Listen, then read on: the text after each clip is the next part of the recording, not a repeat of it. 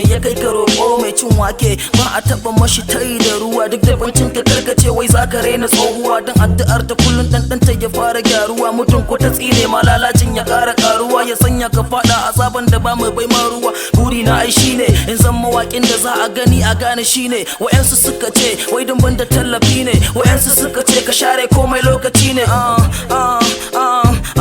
na ga matukar kalubale malam a rayuwa na tun ina da kankanin yaro na yau rashin uwana amma na samu tarbiyya mai karfi wa mahaifina domin ya nuna min hanyoyin da zana ci abinci kuruci yayan tijaniyan ni nasu mun hukunci jamin kunni suke kullun dan in saba da adalci a hankali to na fara sha'awar waka wa'yansu suna so na wa'yansu san ba su so na a hankali duk masu kina suka fara suna suka ce ci gaba shugaba wata ran za kai suna wasan taimakon ku ilahu zai taimake ni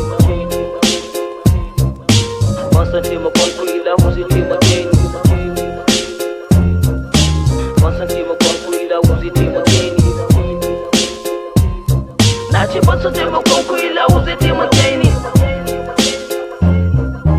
mai amfanin yan uwantaka ba zumunta mai amfanin zama tare amma da yawan keta bai da rana arziki da yawan takura makwabta kai dai burin ci abinci kwanta gashi duniyar sai tafiya take yi mugun aiki malam kullun karuwa yake yi gashi haihuwa ake yi kuma mutuwa ake yi annabi ya ce yana tausayin mutuwan saurayi ya kara fadin idan za ka yi so yi shi kafa kafa kiyayya idan za ka shi ma yi shi kafa kafa dan masoyinka zai iya komawa makiyinka dan makiyinka zai iya komawa masoyinka zaune nake kofan gida kawai naje an kira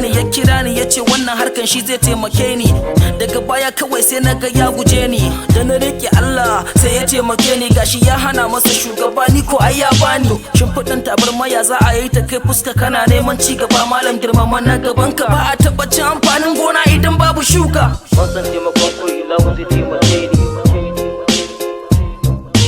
wasan taimakon ku ilahu zai taimake